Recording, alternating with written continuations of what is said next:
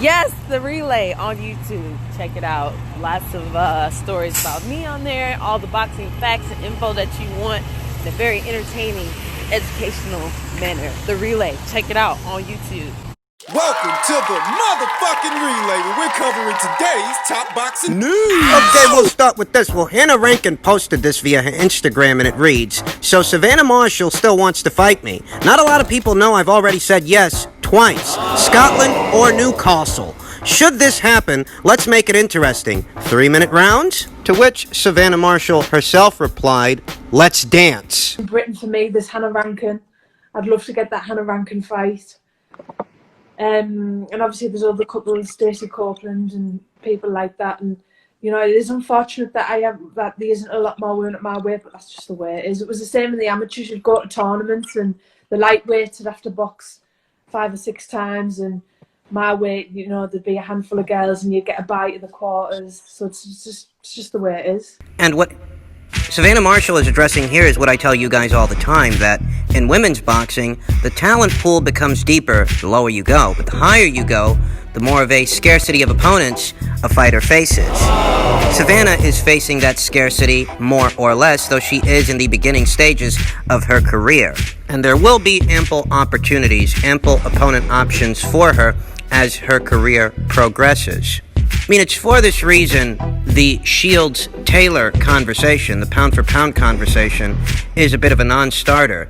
It's much easier to unify a division when there aren't that many world champions and there aren't that many contenders occupying it, as opposed to a division like 135 that had 4 separate world champions at the time that Katie Taylor integrated herself into it. That's what I was talking about. The silver lining here is, as more girls pass through the amateur ranks and qualify to fight in the Olympic Games, divisions like 154, 160, and 168 are going to be occupied by those amateurs that decide to go pro. It's just going to take a little bit of time. But in time, there will be a hierarchy. There will be a pecking order. Back to Savannah Marshall and a potential Hannah Rankin fight. I think that that's a fight that makes a lot of sense for Savannah. It would allow her to garner professional experience from an experienced professional, a common opponent with Claressa Shields. I mean, just imagine if Savannah Marshall goes in there against Hannah and stops her where Claressa Shields could not. Hannah is a tough competitor, spirited, currently coming off a 3rd-round technical knockout of journeywoman Eva Bajic. Her and Savannah would have to meet somewhere in the middle. Perhaps Savannah could come down to middleweight, and Hannah could come up from junior middleweight to middleweight, as Hannah Rankin is currently campaigning at 154 pounds. There are fights there for Savannah. They're granted 154, 160, 168. They're nowhere near as deep divisions as either 140, 135 or lower. They're not, but there still are good fights to be made within these weight classes, and they may require Savannah to do a bit of moving up and down. At 168, there's Aline Cedroux, the unified champion, French on Cruz, the only other unified champion, that's at 168 pounds. At 160, there are other potential opponent options in either Christina Hammer, who was in action earlier this year, the winner of Chris Namis versus Emma Kozin. You know, the Claressa Shields' old WBC title at 160 pounds. That title is going to be on the line in that fight. I happen to think that Savannah Marshall can not only make 160 pounds, but she can make it healthy, fighting fit, and exploring what options are in the middleweight division for her. Any lower, and that's asking a lot, perhaps too much. But I think that Savannah can make 160 pounds. And there are fights there for her. My only question in light of these recent comments is, has the plan for Savannah changed? Is she or is she not going to be going up to 175 to challenge Giovanna Perez for that WBO title? Or are they moving Savannah in another direction? Do they see no need for that excursion? In any event, there are opponent options there for Savannah. That while 168, 160 aren't as deep weight classes as some of the lower weights, there are still good options there for her to build the potential Claressa Shields showdown. And the same applies for Claressa. Because think about it this way. Let's say Claressa, hypothetically speaking, beats Marie-Eve Decoeur, has a rematch with Hannah Gabriels, beats her, has a showdown with Raquel Miller, her professional rival. Where does she go from there? She'd have no choice but to move back up, as the only real option for her at that point would be Savannah Marshall. I don't think Clarissa Shields can make 147 pounds, if I'm being honest. Not healthy. Can't move down. She'd have no choice but to go back up, and if and when she does, Savannah Marshall could be there waiting for her. Not just waiting for her, she could by that time be a world champion, a unified and or undisputed champion herself. So I reiterate, Clarissa Shields' old WBC title at 160 pounds is going to be on the line in the Namus versus Kozin fight, and it's conceivable that the rest of the titles she was holding at middleweight, they're going to become vacant too. They're going to be up for grabs, and fighters like Christina Hammer, Alicia Napoleon, Savannah Marshall could see themselves becoming world champions, contesting for just those world titles. That gives Savannah Marshall something to shoot for, a target to aim at. By the time she's done cleaning out that weight class, who knows? Maybe by that time Clarissa Shields moves up and they have that showdown, that grudge match. So even though 160 and 168 are nowhere near as deep as the lower weights, there still is work needs doing in these weight classes, and I look forward to seeing Savannah Marshall put in that work. Moving on. Per tweet from Mike Kopinger, a welterweight fight between Hooker and Josecito Lopez is being explored for the Errol Spence versus Danny Garcia pay-per-view undercard on November 21st. Would be an excellent undercard bout between two action fighters. Lopez gave Keith Thurman hell last year. Word round the campfire seems to be that Maurice Hooker has crossed over to the PBC side of things. He's going to be campaigning as a welterweight from here on out, and he's inked a multi-fight agreement with the PBC, but he's not alone.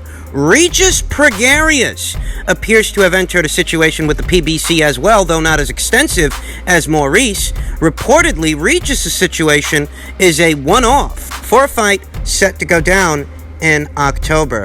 I will say that as far as Maurice Hooker, decision that he made, the side of the street that he's on, for him, I guess it was as sensible a decision as he could have made. Had he gone over to Top Rank, he would have found himself in the same situation that he finds his friend Terence Crawford in. Frozen out of the division, deprived of the opportunity of fighting what top 10 fighters are there.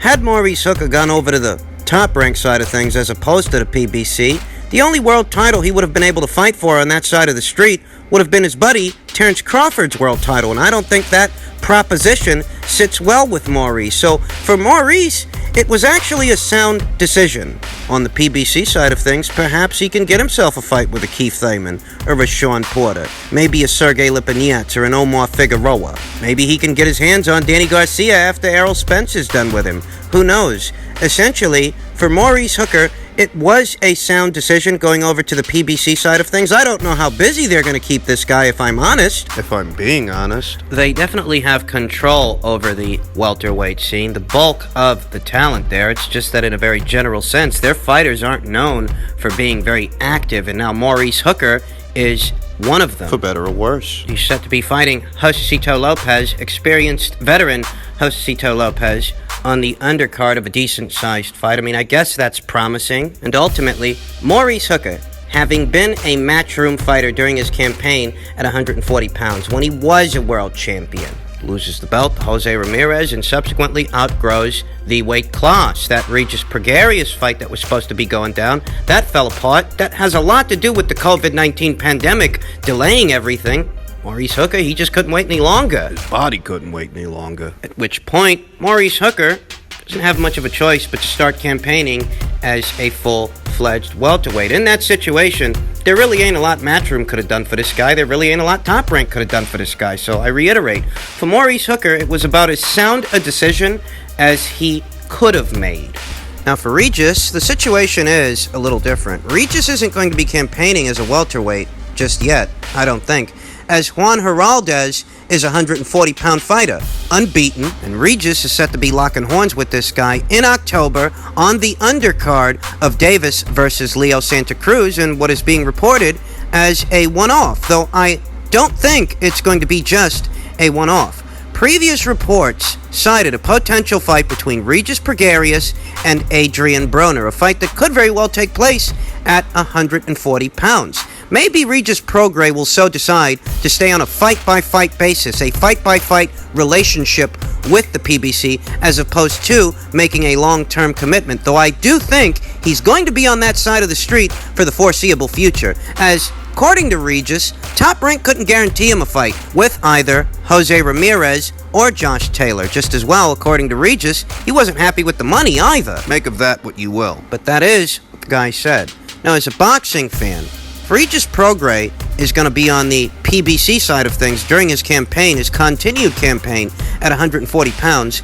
As a boxing fan, I don't really see what they've got to offer this guy. The most they can offer this guy in terms of a marquee fight is an Adrian Broner fight. But you'll excuse me for saying so that I have no interest in seeing Adrian Broner fight. I've said this before. This guy takes a minimalist approach to a boxing match, and he takes a minimalist approach to his career. His career is relegated to simply making the weight or trying to, because as far as performing, He doesn't. outworked by Manny Pacquiao, outworked by Mikey Garcia. If you ask me, Jesse Vargas won that fight. That wasn't a fucking draw. He outworked Adrian Broner as well. And the only real reason anybody's still talking about this guy is because of all the dumb shit he does outside of the ring, because inside of the ring, he hasn't done a heck of a lot. This guy hasn't won a fight in about 3 years. Who the fuck wants to see him fight? I mean, it's not just losing, you know. It's not just losing the fight. It's not trying to win. That's the problem. Adrian the Problem Broner. That's his problem. You talk about a potential Regis Prograis versus Adrian Broner fight, and what are we actually talking about here? Are we talking about a potential pay-per-view? Is that what the people at the PBC are thinking? Because you gotta think a couple of steps ahead, you know. If Regis Prograis does in fact lock horns with Juan Heraldez, and he wins that fight, beyond that, What then? what else do they have to offer this guy at 140 pounds? I don't know. Maybe that's the reason that this is reported to be a one-off, that this isn't a multi-fighter, multi-year agreement, engagement. Maybe that's the reason that it seems like Regis Prograis is only going to be fighting over there on a fight-by-fight basis. Though, that could change. All I can tell you is what I think. And if you want to know what I think, and you're here, so I'll assume that you do, as a boxing fan, what options lie in wait for Regis Prograis on the PBC side of things at 140 pounds are options that I'm not all that interested in. I mean, maybe it made financial sense for Regis. You know, from where he was sitting, that might have been the right thing to do. But from where a boxing fan is sitting, that's looking for thrills and looking for spills and intriguing situations and high-level boxing from high-level boxers, from that end of it, well, I'm not that interested in seeing what the PBC has to offer this guy, because I see what they've got to offer this guy. Juan Heraldez and Adrian Broner. And don't expect me to pay $80 to see that thing. Don't expect me to pay $80 to see Adrian Broner not fight. Not perform. I mean, that's the gist of it. I'm not chastising the guy. I'm just being honest. Whatever options they got on that side of the street for him aren't options that I'm interested in seeing. Not as a boxing fan. I'm sorry. And I won't fault him for thinking about his finances and thinking about his bank account. At the end of the day, that's what we're all doing. Oh, I understand it. I do. I get it, but I'm just being honest. There's nothing interesting, there's nothing intriguing over there. Not at 140 pounds. So I don't know. I mean, maybe he made the right financial decision, though I don't know how many people would be interested in paying $80 to see Prograis versus Broner. That's supposed to be the most lucrative fight over there. Tell you what, the only way I'd watch that thing is if it came on regular Fox, because as far as a pay-per-view, that ain't pay-per-view worthy. And that's just one man's opinion. You can feel free to disagree, but as far as Regis Prograis crossing over to the PBC side of things for what remains of his 140-pound campaign, I just don't see the appeal. Not as a boxing fan. Talked to Al Heyman about this Terence Crawford situation. We still waiting on a response. We ain't got no response yet, so I don't know what the fuck going on with Terence, man. I hope he don't turn to a sucker, turn to a cold bitch. You know, man, what's up, Slim? What's up? You don't got no fight. The only way I can see you not fighting me is if you was to fight a motherfucking Keith Thurman or Sean Porter. But if you ain't fighting one of them, don't nobody want to see you fight no motherfucking bums. Don't nobody want to see you fight no bums. You don't got nobody on your resume other than a 35-year-old, you know what I'm saying, Gamboa after 2-year layoff. My resume is definitely better than yours, Slim. My resume better than yours, you know? You know what I'm saying? Make some shape. You know what I'm saying? We just waiting on the call. To the fans that's watching this shit, if the fight don't turn into anything, just know it's because your man Terrence don't got no nuts. I'm trying to make it shake, man. Y'all, the fans need to send some pressure at these dudes, man. Y'all need to send some pressure at these dudes, make these dudes fight, man. You know what I'm saying? But stop this sucker shit. Turn some on your ass, man. I'll tell you, this is pretty pathetic.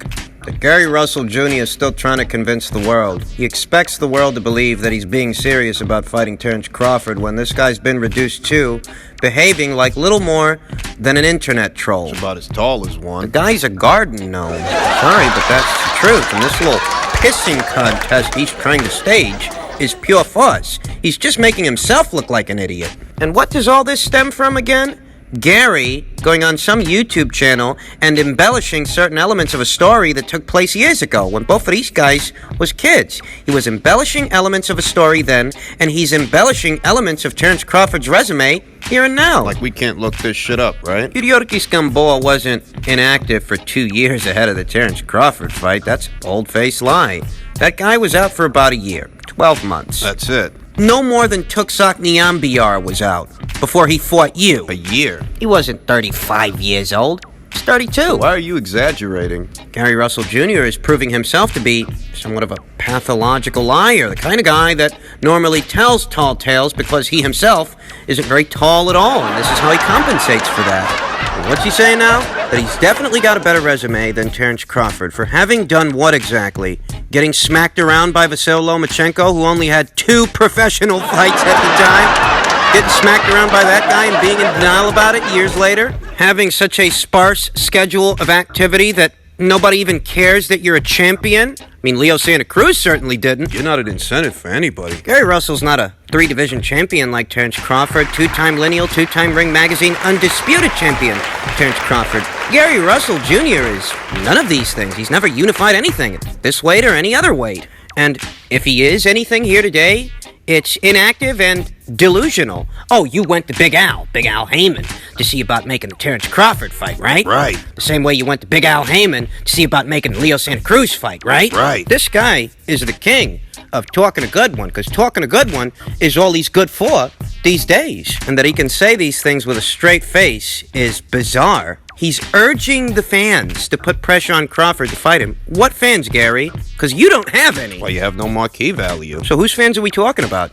Terrence's fans? Because he's the only one of you two guys that actually has fans. And his fans, well, they think you're an idiot. This entire display is just pathetic.